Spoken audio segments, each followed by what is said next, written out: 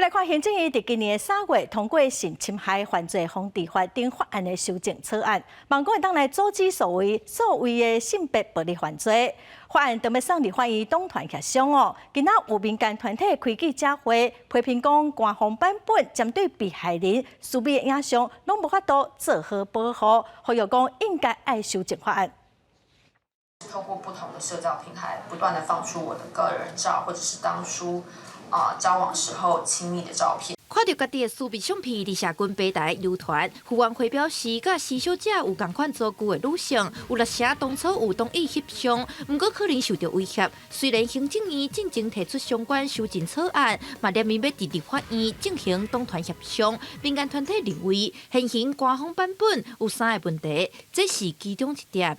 可能导致这些被害人他的个资可能没有办法被隐秘。好，那还有包含我们现在希望有些保护令的设置，这保护令设置要求，即使他加害人要把那个他的姓氏名交出来或取回，哈，这些完全都没有办法去使用。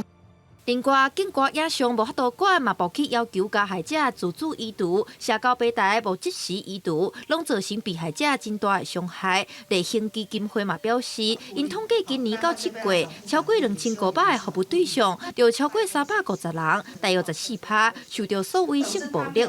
因主张24点钟内，就爱互被害者受到保护。它不是只有1张2张。 它可能是数百张、数千张，但是我们现在下架移除的机制，它还是得用一张一张的这样的一个影片去检举。